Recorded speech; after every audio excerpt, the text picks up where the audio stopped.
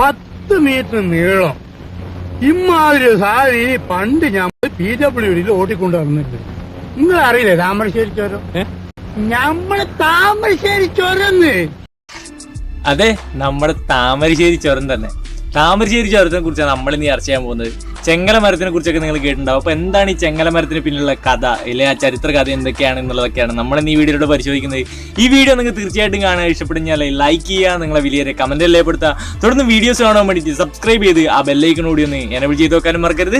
അപ്പൊ നമുക്ക് വീഡിയോയിലോട്ട് കിടക്കാം. Walking alone, the streets are empty. The only thing I can see is my own silhouette. കോഴിക്കോടിനെ വയനാടുമായിട്ട് ബന്ധിപ്പിക്കുന്ന ചുരമാണ് വയനാടൻ ചുരം എന്നറിയപ്പെടുന്ന താമരശ്ശേരി ചുരം. വയനാടൻ ചുരം എന്നറിയപ്പെടുമെങ്കിലും ഇത് സ്ഥിതി ചെയ്യുന്നത് കോഴിക്കോട് ജില്ലയിലാണ് എന്നുള്ളതാണ്. ബാംഗ്ലൂരിലേക്കും മൈസൂരിലേക്കൊക്കെ പോകാൻ വേണ്ടി പറ്റുന്ന ഒരു അന്തർ സംസ്ഥാന പാതയായിട്ടും ഈ താമരശ്ശേരി ചുരം അറിയപ്പെടുന്നുണ്ട് എന്നുള്ളതാണ്. കോഴിക്കോട് ജില്ലയിലെ താമരശ്ശേരിയിലെ അടിവാരത്ത് നിന്ന് ഏകദേശം 12 കിലോമീറ്ററോളം നീളുന്നതാണ് താമരശ്ശേരി ചുരത്തിലുള്ള പാത എന്നുള്ളത്.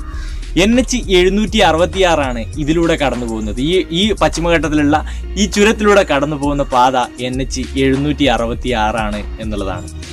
ലക്കിടിയിൽ, വയനാട്ടിലെ ലക്കിടിയിൽ വെച്ചിട്ടാണ് ഈ താമരശ്ശേരി ചുരത്തിലെ ആ ചുരം പാത അവസാനിക്കുന്നത്. അവിടെ എത്തുമ്പോഴേക്കും ഏകദേശം 2695 അടി സമുദ്രനിരപ്പിൽ നിന്ന് ഉയരത്തിലെത്തുന്നുണ്ട് എന്നുള്ളതാണ് മറ്റൊരു ഇൻട്രസ്റ്റിംഗ് ആയിട്ടുള്ള കാര്യം. താമരശ്ശേരി ചുരത്തെക്കുറിച്ച് ചിന്തിക്കുമ്പോൾ മറ്റൊരു പ്രധാനപ്പെട്ട ഒരു കാര്യമാണ് ഏറ്റവും വലിയ, ലോകത്തിലെ തന്നെ ഏറ്റവും വലിയ കുരിശിന്റെ വഴി നടക്കുന്നത് ഈ താമരശ്ശേരി ചുരത്തിലാണ് എന്നുള്ളതാണ്. എന്താണ് കുരിശിന്റെ വഴി എന്നുള്ളതല്ലേ? യേശു ക്രിസ്തുവിന്റെ കുരിശിലേറ്റവും ആ ഒരു കഠിനതകളും കാര്യങ്ങളൊക്കെ അനുസ്മരിപ്പിക്കുന്ന ഒരു ചടങ്ങാണ് കുരിശിന്റെ വഴി എന്നുള്ളത്. ഇത് ലോകത്ത് പലയിടങ്ങളിലായിട്ട് നടക്കുന്നുണ്ട്.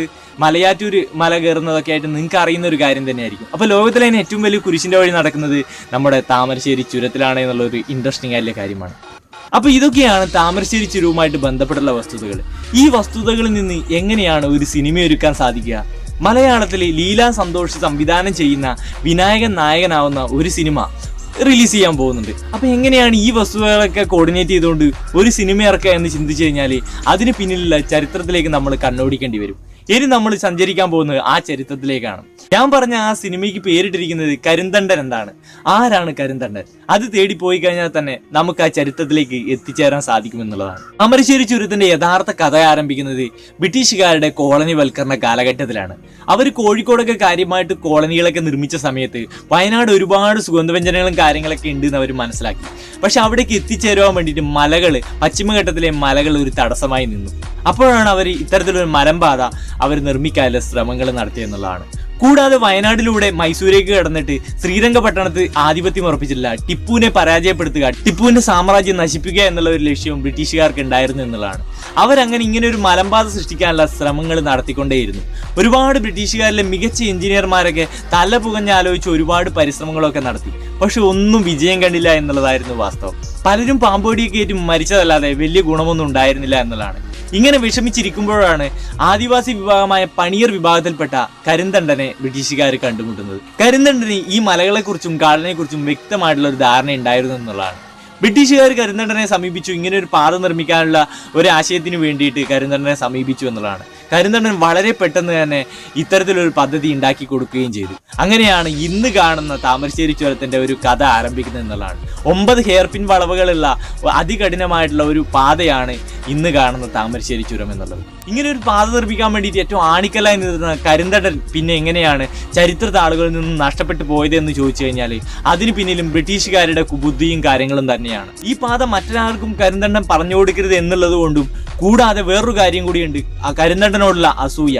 തങ്ങളെക്കാൾ കുറഞ്ഞ ഒരു ആദിവാസി വിഭാഗത്തിൽപ്പെട്ട ഒരാള് ഇത്തരത്തിലൊരു പാതയ്ക്ക് പിന്നിൽ പ്രവർത്തിച്ചതെന്നുള്ളത് ബ്രിട്ടീഷുകാർക്ക് വളരെ കുറവായിട്ട് തോന്നി. അങ്ങനെ ചതിയിൽപ്പെടുത്തിയിട്ടാണ് ഒടുവിൽ കരിന്തണ്ടനെ അവർ വകവരുത്തിയെന്നുള്ളതാണ്. ഇന്നും ചരിത്ര താളുകളിലൊന്നും കരിന്തണ്ടന്റെ പേരുകൾ താമരശ്ശേരി ചുരത്തിനു പിന്നിൽ കേൾക്കാനില്ല. പക്ഷേ വാമൊഴികളിലൂടെ, കഥകളിലൂടെയും ഒക്കെ കരിന്തണ്ടൻ ഇന്നും ജീവിക്കുന്നു എന്നുള്ളതാണ് വാസ്തവം. മരണം കൊണ്ടും കരിന്തണ്ടന്റെ കഥകൾ അവസാനിക്കുന്നുണ്ടായിരുന്നില്ല. നിരന്തരം കരിന്തണ്ടന്റെ ആത്മാവിന്റെ ശല്യം അതിലൂടെയുള്ള യാത്രക്കാർക്ക്, കാളവണ്ടി യാത്രക്കാർക്കും കാൽനട യാത്രക്കാർക്കും ഒക്കെ അസൗകര്യം ഉണ്ടാക്കി എന്നുള്ളതാണ്. ഒടുവിൽ ഏതോ ഒരു മന്ത്രവാദി ലക്കിടിക്കടുത്ത് ചങ്ങല മരത്തിൽ, ഒരു മരത്തിൽ ചങ്ങലയാല് കരിന്തണ്ടനെ ബന്ധിച്ചു എന്നുള്ളതാണ്. അങ്ങനെയാണ് ഇന്ന് കാണുന്ന ചെങ്ങലമരം ഉണ്ടായത്. അവിടെ യക്ഷിയല്ല ഉള്ളത്, യക്ഷനാണുള്ളത് എന്ന് വേണമെങ്കിൽ നമുക്ക് പറയാൻ പറ്റും. അപ്പൊ കരിന്തണ്ടിന്റെ ആത്മാവിനെ, ആ ശല്യപ്പെടുത്തുന്ന ആത്മാവിനെ, ചതിയിലൂടെ കൊല്ലപ്പെട്ട് ആ പ്രതികാരദാഹിയായി നടക്കുന്ന ആത്മാവിനെ അവിടെ ഒരു മന്ത്രവാദി തളച്ചു എന്നുള്ളതാണ്. അതാണ് നമ്മൾ ഇന്ന് കാണുന്ന ചങ്ങലമരം. ഇന്നും യാത്രകൾ സുഗമമാകാൻ വേണ്ടിയിട്ട് അവിടെ ഇറങ്ങിയിട്ട് പ്രാർത്ഥിക്കുന്നവരുണ്ട് എന്നുള്ളതാണ് മറ്റൊരു കാര്യം. ചരിത്രത്താളുകളിൽ ഇടം കിട്ടാതെ പോയ കരിന്തണ്ടന്റെ കഥ ആ ഒരു സിനിമ ഇറങ്ങുമ്പോഴെങ്കിലും നമ്മുടെ മനസ്സുകളിലേക്ക് ഇറങ്ങിച്ചെല്ലട്ടെ, അങ്ങനെയെങ്കിലും അത് ചരിത്രത്തിലോട്ട് ഇടം നേടട്ടെ എന്ന പ്രത്യാശയോടുകൂടി ഈ വീഡിയോ ഞാൻ അവസാനിപ്പിക്കുകയാണ്. ഈ വീഡിയോ നിങ്ങൾക്ക് ഇഷ്ടപ്പെട്ടെങ്കിൽ തീർച്ചയായിട്ടും ലൈക്ക് ചെയ്യുക, നിങ്ങളെ വിലയേറിയ കമന്റുകളിൽ ഏർപ്പെടുത്തുക. തുടർന്ന് വീഡിയോസ് കാണാൻ വേണ്ടി സബ്സ്ക്രൈബ് ചെയ്ത് ആ ബെല്ലൈക്കനോടി ഒന്ന് എനേബിൾ ചെയ്ത് വെക്കുക. ഏതെങ്കിലും തരത്തിലുള്ള വീഡിയോ ഞാൻ ചെയ്യണമെന്ന് ആഗ്രഹം ഉണ്ടെങ്കിൽ അത് നിങ്ങൾക്ക് കമന്റ് ബോക്സിൽ ഇടാവുന്നതാണ്. ഞാൻ മാക്സിമം അത് പ്രിപ്പയർ ചെയ്തിട്ട് വീഡിയോ ചെയ്യാൻ ശ്രമിക്കുന്നതായിരിക്കും. കൂടാതെ എന്നെ നിങ്ങൾക്ക് കോൺടാക്ട് ചെയ്യണമെന്നുണ്ടെങ്കിൽ ഇൻസ്റ്റാഗ്രാമിന്റെ ലിങ്ക് വീഡിയോയുടെ ഡിസ്ക്രിപ്ഷനിൽ ഉണ്ടാവും, നിങ്ങൾക്ക് എന്നെ കോൺടാക്ട് ചെയ്യാവുന്നതാണ്. അപ്പോൾ ഞാൻ നിർത്തുകയാണ്. മറ്റൊരു വീഡിയോയുമായി നല്ലൊരു അറിയുമായി വീണ്ടും വരാൻ പറ്റുമെന്ന് വിശ്വാസം നിർത്തുന്നു. It's me Nithin Raj signing of.